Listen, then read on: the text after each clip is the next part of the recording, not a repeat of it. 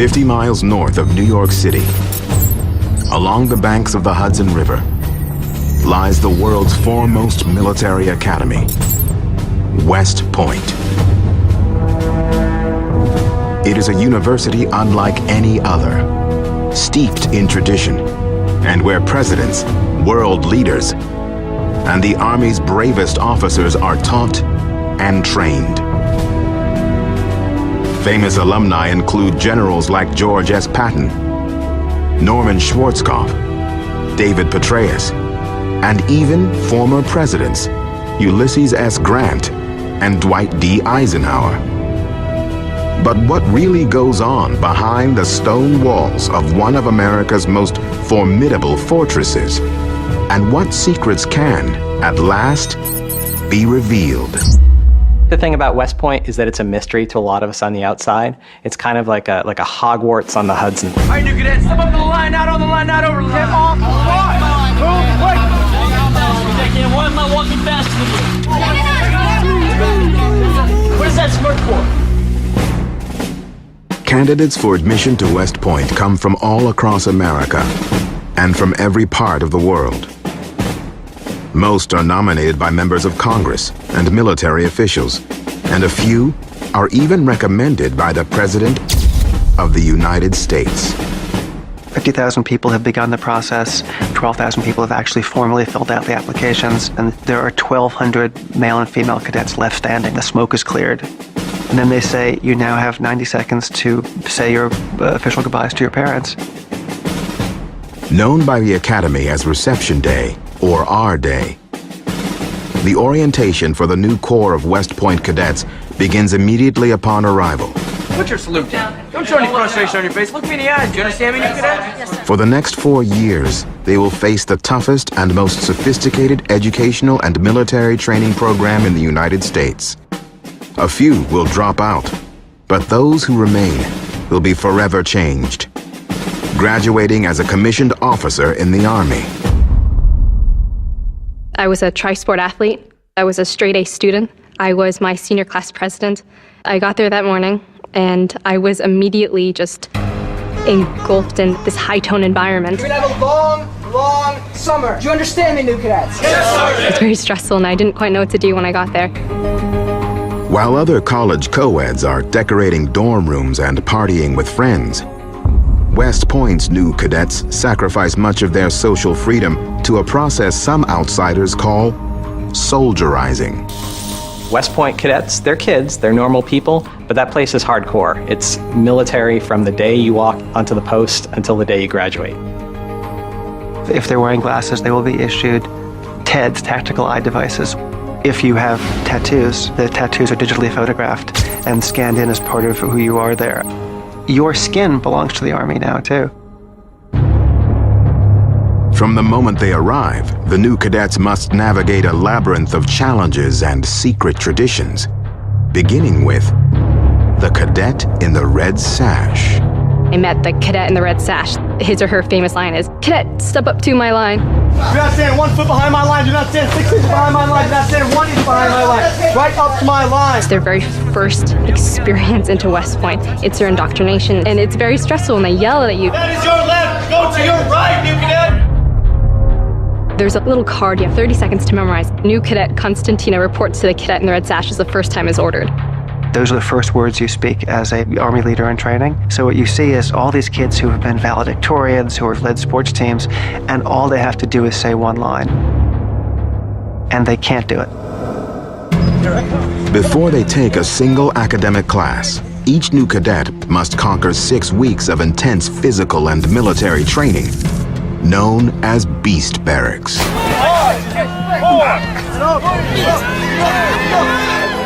You're learning soldier stuff. You're learning how to be a member of a squad, how to be a member of a unit. You have to go into a smoky bunker where tear gas is being released. You have to then take off the mask, and you have to report to your cadet company leader. Open your eyes. Take it off. I'm thinking to myself, this place is insane. This is really hard. This is something that I don't know if I can get through it. A lot of the kids arrange for other cadets to take their pictures when they come out of the bunker because there's like snot hanging out, tears coming out of the sides of their eyes. that's where the real West Point experience begins. And, you know, it has its name, Beast Barracks, for a reason, because it definitely isn't easy. It's a very difficult experience. Only after they master basic marksmanship, explosives, and training in chemical, biological, radiological, and nuclear hazards, also known as CBRN, will cadets return to the main campus in order to begin their regular academic courses. Now officially freshmen of the United States Military Academy at West Point, the first-year cadets are referred to as plebes. Forward! Forward! Waiting for them upon their return are approximately 3,600 upperclassmen, and each a survivor of their own very grueling first year. When the first day started of the academic year, when Feast ended, it actually was a little bit more frightful than I had imagined, because you have a few thousand upperclassmen, and of course they'll stop you and ask you knowledge, which is mandatory military knowledge a plebe should know at all times. Always salute from the position of attention, you cadet. Yes, ma'am. Fix it. That mandatory military knowledge is contained within a 325-page manual given to all first-year plebes called the Bugle Notes.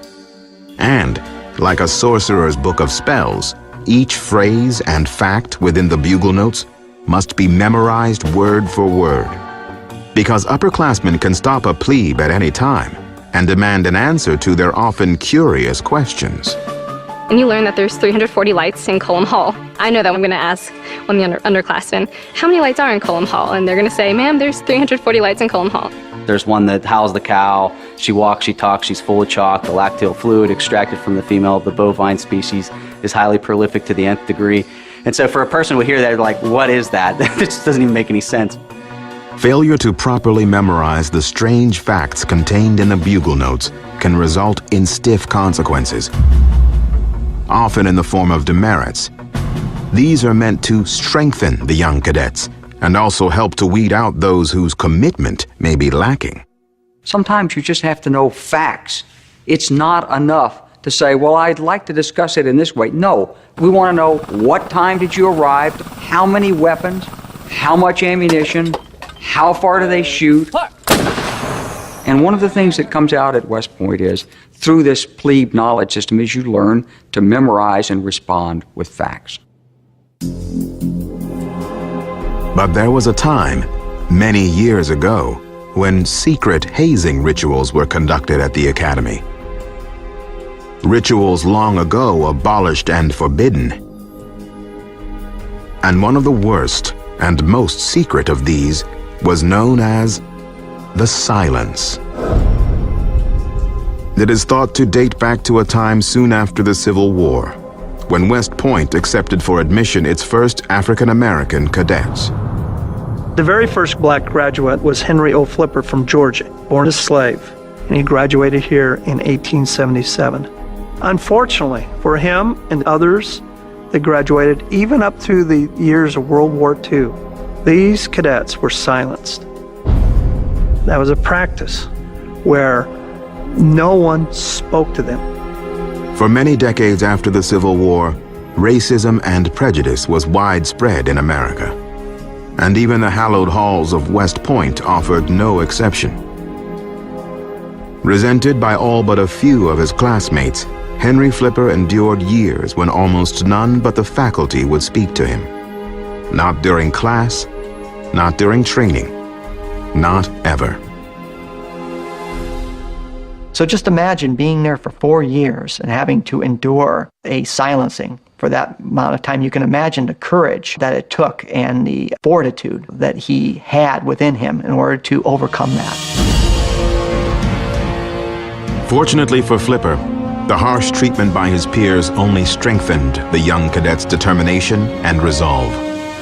He went on to serve as a second lieutenant in the Army's 10th Cavalry, the first non-white officer to lead the now famous Buffalo Soldiers. During the decades that followed, both America and West Point continued to grow and evolve. In 1976, the Academy accepted 116 of its first ever female cadets. And though none of them were forced to endure the kind of hazing that had been rumored to take place in the past, Barely half made it all the way to graduation. When they first arrived in the mid-70s, because West Point is a traditional place, they weren't welcomed really warmly.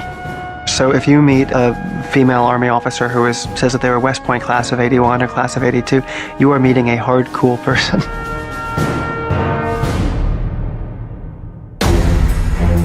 But perhaps the most infamous hazing incident at West Point involved a young cadet named Douglas MacArthur, the future commander of the Allied forces in the Pacific during World War II. There was a situation where he had to squat over glass for over an hour, and he couldn't do it any longer. He fainted. The incident forced MacArthur to be hospitalized and later become the subject of a congressional investigation into the clandestine practice of hazing. And even though the practice has been officially banned for decades, there are some who admit that a mild form of it is still in existence. You have to read that New York Times every single morning. You have to know the 5 articles that you could potentially be asked by any upperclassman at any point in time. That constant battle of knowing all the things that you're supposed to know, not to mention all the academics, that's the haze. That truly is the haze.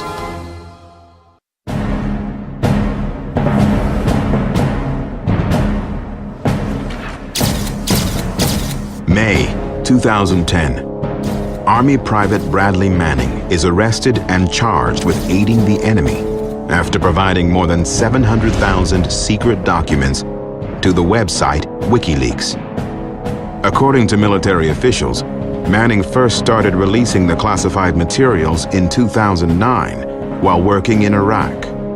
It was a stark reminder that the threat to our national security can come from both outside and inside the military. So here you have a young soldier who had access to secret data on a network, and he allegedly took large amounts of that data that was supposed to be secret and gave that to somebody outside the network. So we take it very seriously.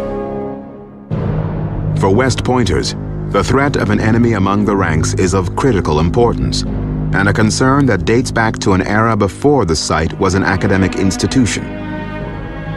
Constructed in 1778, West Point was originally built as a military fortress and was of key strategic importance during the American Revolution. George Washington called West Point the most strategic location in America. He who controlled the Hudson would win the war. The revolutionary troops were afraid the British would come down the Hudson, and they would separate New York from the rest of the colonies. And so they picked a spot in the river where the land kind of jutted out and you could get a chain across. And so there was a gigantic chain that was put from one side of the river to the other, which could be pulled up. If the British were coming, it would just stop them cold. Although the commanders and soldiers at West Point prided themselves on being ready to respond to any attack, nothing could have prepared them for what became the Continental Army's most shocking and secret act of betrayal. In July 1780, General Benedict Arnold, one of George Washington's most trusted friends and colleagues, took command of the fort. But just 2 months later, he would become notorious as America's most infamous traitor. He was a great combat leader, but he was very arrogant, and he thought he was being cheated out of promotions and pay and so on. So he got into a collaboration with Major John Andre, a British officer, to sell West Point for the price of 20,000 pounds sterling. To communicate with his British co-conspirators, Arnold used a method eerily similar to today's high-tech security systems. A series of coded letters that could only be read with the help of a cipher. John Andre, who had all the plans, the maps, was heading south after his deliberation and his conspiracy with Arnold, and he was captured by New York militia. Luckily, Arnold's plot failed. Andre was executed, but Arnold fled to England, where he lived for nearly 2 decades. Today, on the wall of the old cadet chapel, only one of the 36 plaques designed to honor America's Revolutionary War generals is illegible. As the consonants and vowels of Benedict Arnold's name have been scratched clean by generations of unforgiving cadets. But perhaps there was another, more positive and profound legacy left to West Point by its most notorious would-be betrayer. For it was Arnold's friend, George Washington, who, after the Revolutionary War ended, first proposed that West Point go from being a place of shame to a school for officers, one where the virtues of honor, courage, and duty would be perpetuated. But, believe it or not, there were those who opposed the idea. The Americans at this time feared a standing army more than anything else. Secretary of State Thomas Jefferson pretty well killed it, saying that it was unconstitutional to have a military academy. Personally and politically, it was against his values to establish a professional elite officer corps. Eventually, those who believed in the academy won their argument, and West Point was established in 1802. A little more than a century later, in 1919, Brigadier General Douglas MacArthur, having survived the horrors of World War I, returned to West Point, this time as superintendent. He soon after instituted a formal doctrine in an effort to eradicate all forms of dishonesty and unethical behavior: the Honor Code. The Honor Code is one of the great things about the military academy. It says a cadet doesn't lie, cheat, steal, or tolerate those who do. I've had a few friends and classmates at West Point cheat on an exam or accidentally copy words into a paper, and they've been relieved from West Point because of the Honor Code. It is the one thing that binds all cadets. But strict codes of honor can be hard to live by and live with, as was the case with a few of West Point's most notorious dropouts. In the summer of 1830, Edgar Allan Poe, the great poet, came here. He'd been in the Army 2 or 3 years already, was a sergeant major in an artillery regiment, and to make that rank in a couple years is interesting. But he soon learned that he did not like it here, and he did everything he could within about 7 to 8 months to be dismissed from the academy. Another former West Point cadet, LSD guru Timothy Leary, came to West Point in 1940, only to drop out 1 year later. Turn on, tune in, drop out. 2006, in the midst of Operation Iraqi Freedom, rumors began to circulate concerning an incoming West Point cadet known only as Jamil, the first Iraqi citizen ever to attend West Point. Although no photos of him are known to exist, and even his very presence is still considered a matter of national security, Jamil is more than a cadet. He is also part of a long-standing West Point tradition.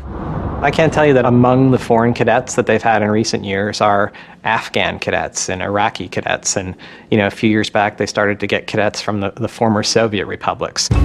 It's no accident that we bring international cadets from parts of the world where there may be turmoil, and that we want to build a strong relationship. And we want these international cadets to see the American Army in a positive light. These young men and women who come from other countries will rise in the service in their own countries, and you'll have permanent friendships and permanent bonds of understanding between nations, armed forces. Unfortunately, not all of West Point's international graduates have escaped controversy. Former Nicaraguan dictator Anastasio Somoza graduated from the U.S. Military Academy in 1946. In 1980, only months after being overthrown, he was assassinated in a plot his enemies called Operation Reptile.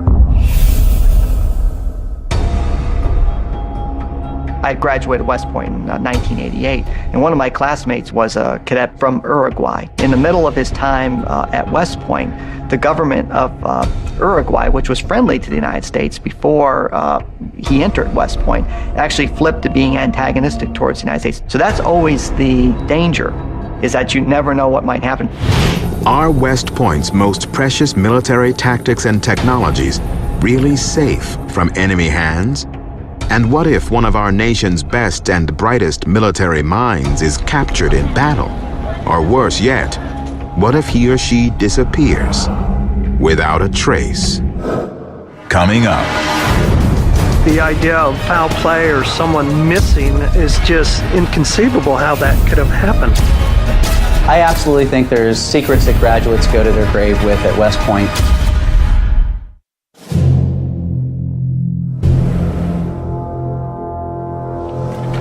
West Point, January 14th, 1950.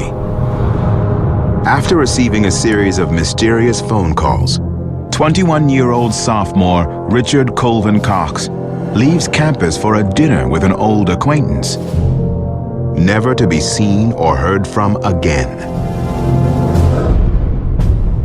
J. Edgar Hoover signed some of his best agents on the case, trying to figure out what happened. And to this day, we still do not know what happened to him. There were various sightings of him. For the most part, that was the last sighting of Richard Cox as a West Point cadet. The case became a national media sensation. Later, Richard Cox was reportedly sighted in Washington, D.C., Berlin, Chicago, and London. But was it really him? The FBI was hearing from people all over the place saying, oh, I've seen Richard Cox at a gas station. There was even a report one time that someone saw Richard Cox on a television game show. They were chasing down leads wherever they could find them. But where did Richard Cox go on the night he disappeared? With whom did he meet? Was he perhaps harboring secrets? During the decades that followed, investigators uncovered strange clues that hinted of CIA connections and Cold War espionage. But were they genuine? And might a book of secrets contain the answers to the mysterious whereabouts of West Point's only missing cadet? Born in 1928, Richard Colvin Cox grew up in Mansfield, Ohio. After graduating from high school in 1946, he volunteered for the U.S. Army and became a military police officer at an intelligence office in Bamberg, Germany. He did the non-traditional way of going to West Point. He was an enlisted man when he was serving in Germany in the Army, but he got a congressional appointment to West Point. Cox excelled at West Point. Slightly older than his fellow cadets, he ranked in the top 20% of his class.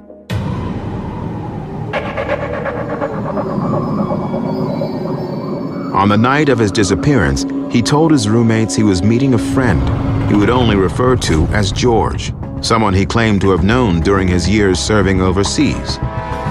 Apparently had a number of different interactions with this man at West Point. The roommates have a discussion with Cox about who is George, and what Cox tells them is a pretty bizarre story that George was someone who, during World War II, castrated German soldiers and had impregnated a young German woman, and that he had hanged her to make it appear like a suicide. At 5:45 p.m., Cox signed the West Point departure log. When he had not returned by the following morning, a preliminary search began, and George became a prime suspect. The identification of George actually became the central focus of the FBI search for Richard Cox. Part of the FBI theory was that George had done harm to Richard Cox, perhaps even murdered him. Back in 1950, even more so than today, we have to be accounted for almost 24 hours a day, the lights out, taps, breakfast formations. The idea of foul play or someone missing is just inconceivable how that could have happened. Was Richard Cox really murdered by the mysterious German man named George? Or might there be another, perhaps more secret reason for the cadet's disappearance? It was the beginning of the Cold War era. There was a lot of tangling back and forth between the Allies and the Soviets over who was going to control what sectors of occupied Germany. Cox was right in the middle of that. This is one cadet. Why was J. Edgar Hoover and the FBI sending so many agents to try to track down this one cadet? It brings up questions as to what his background was, who he met in Germany, who he might have been working for, or who he worked for after he disappeared from the military academy. Might Richard Colvin Cox have possessed classified information that made him a target for foul play? Or had his training made him an ideal candidate for recruitment in top-secret Cold War missions? There was a young woman that the FBI was focused on that was running drugs from South America into Florida. And this FBI informant that was meeting with her and trying to find out more about her drug activity one night met a man who accompanied her, and this man identified himself as Richard Mansfield. Later, he admitted that as far as his mother and the Army were concerned, he was dead. Later in the conversation, he tells this informant that Castro won't be in power much longer. This takes place in 1960. That's a year before the Bay of Pigs invasion. That led to the theory that Cox was involved with the intelligence service, that he had been a 1950s version of Jason Bourne. In 1982, prize-winning reporter Jim Underwood began his own investigation into the disappearance of Richard Cox. After interviewing more than 60 people and scouring thousands of federal documents, he published a 12-part series about the case in the Mansfield News Journal. In it, he concluded that the missing West Point cadet ran away from the academy to join the CIA, where he continued to work in secret. But is it really possible that the disappearance of Richard Colvin Cox is the ultimate U.S. spy story? I adhere to the spy theory. It's the only one that makes any sense. There was never a body recovered. At one point, they even drained ponds at West Point to try to locate a body. And as several FBI agents said to me, murders produce bodies. If Cox was recruited into the intelligence service, I'm sure they never anticipated that his disappearance would become one of the top 50 mysteries in American history. Although Richard Colvin Cox was declared legally dead in 1957, his story remains an unsolved mystery, as baffling as that of Amelia Earhart, the Black Dahlia murder, or Jack the Ripper. I absolutely think there's secrets that graduates go to their grave with at West Point. There's things that definitely happen up at West Point that's just really for the core and not for your typical outsider. Coming up. You may not feel 100% comfortable coming out of an aircraft at 1,300 feet, but you're gaining some courage, some bravery. There's always that possibility that you may be taken hostage. And so how do you evade capture?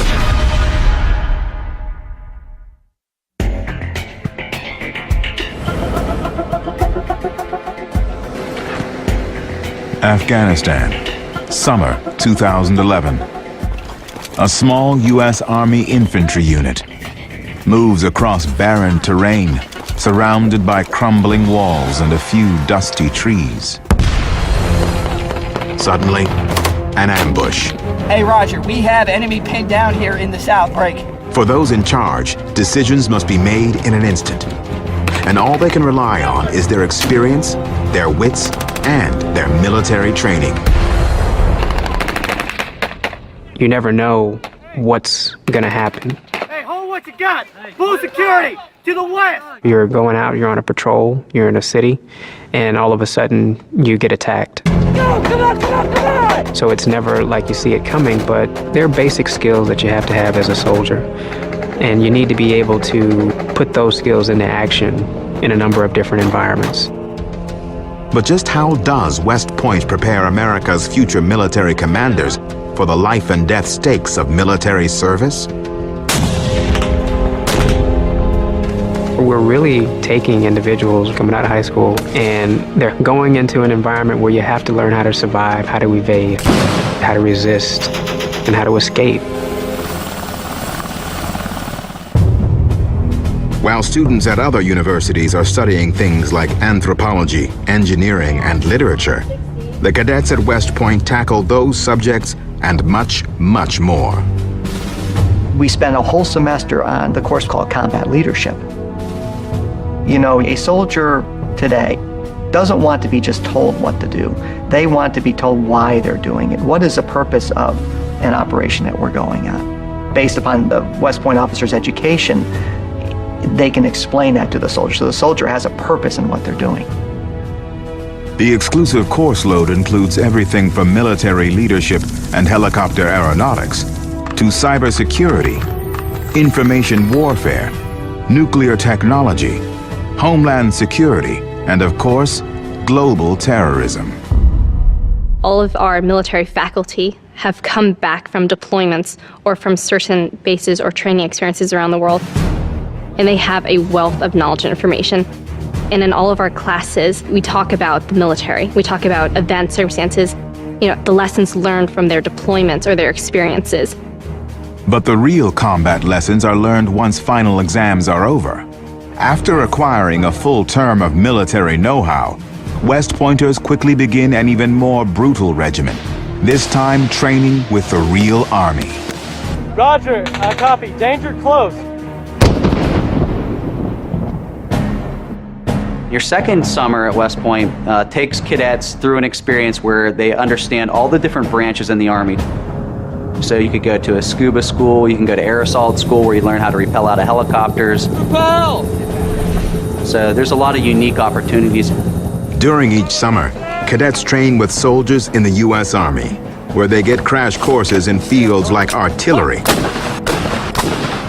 and aviation. The truth is, it's a really tough, hard slog, and that's the value. You learn persistence, you learn self-discipline, you learn about yourself and how you respond under stress. You may not feel 100% comfortable with coming out of an aircraft at 12 or 1,300 feet, but you're gaining some courage, some bravery that you'll have to call upon later on.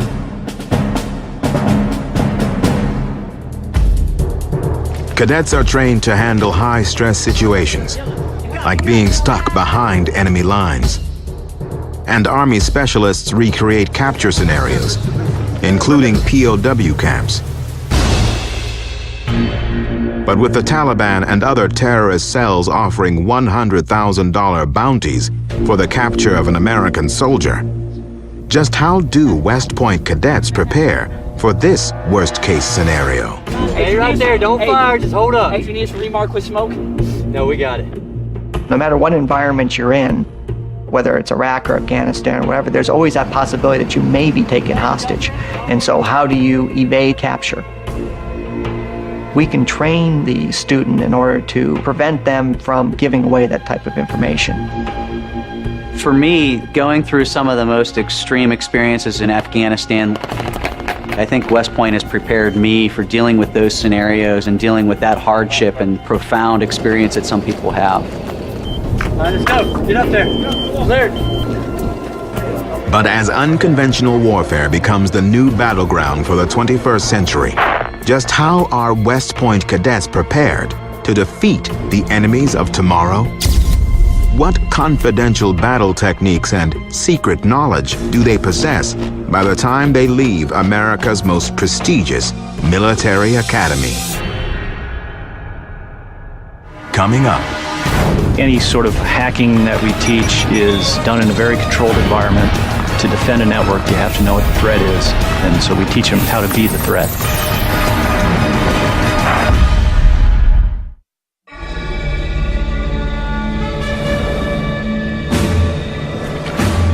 Graduation Day, 2011. More than 1,000 cadets have completed 4 years of rigorous training and intense academic study. By the time that they graduate and they go into the Army, they have essentially lived every role in the Army that their soldiers are going to be living, so they know how to lead them when they get out. It's really, really brilliantly organized. Class dismissed! But just how and where are cadets assigned after 4 years at West Point? And how is their performance at the academy taken into consideration? You will pick your post based on your order of merit, which is your military grade, your academic grade, and your physical grade. So if you have done really well at West Point, you can choose your branch.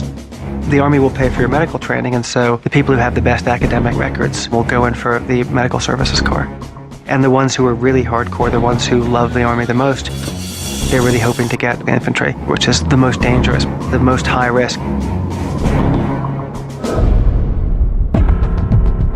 More than 200 years after it was founded, West Point continues to produce many of America's finest leaders, balancing deeply held traditions with the demands of a changing world. The enemy, it's a living, it's a breathing, it's a thinking entity.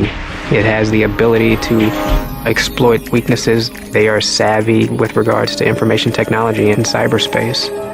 For the Army, like every branch of the service, the World Wide Web has become the new battlefield.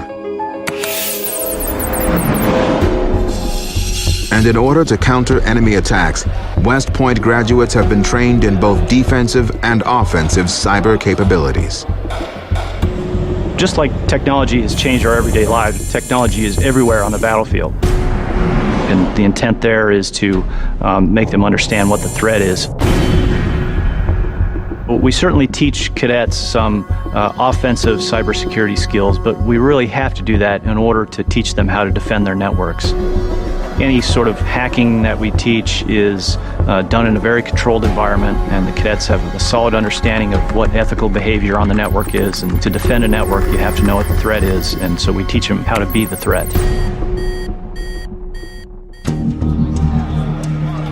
Of the roughly 1,000 cadets who graduate each year, more than 40% will serve at least 20 years of active service in the U.S. Army. But what becomes of the other 60%? September 11th, 2001. When terrorists crashed into the World Trade Center, it was a harsh reminder of just how vital today's military leaders have become, not only with regard to fighting overseas, but also in the protection of American soil. I was down at Ground Zero for about a year as the captain in charge of the National Guard soldier at Ground Zero. I was New York City Street Force commander. I was always raised with this belief that it's good to do something for your country. The mission of West Point isn't just to prepare officers for the Army, it's also to inspire within each cadet a desire to serve the nation. The commitment of West Point graduates to protect and serve outside the Army surged in the years that followed the terrorist attacks of 9/11. There have been a lot of West Point graduates who have gone on to serve in the government after their military services ended. The FBI, the CIA, Department of Homeland Security. One of my buddies, he's on the SWAT teams, got the kids' white picket fence, machine guns in the trunk. In 2011, General David Petraeus, West Point class of 1974, relinquished command of the U.S. and NATO forces in Afghanistan to become the Army's first retired four-star general to lead America's Central Intelligence Agency. His assignment served to reinforce the strategic role the Army and its leaders will play in a changing global landscape. But beyond military battles and matters of national security, might future generations of West Point graduates be top candidates for other, even more exclusive and out-of-this-world professions? There were 3 members of the Apollo 11 crew. 2 were West Point graduates. Buzz Aldrin, class of 1951, and Michael Collins, class of 1952. To date, a total of 18 of America's astronauts have been West Point graduates, and that is only the beginning.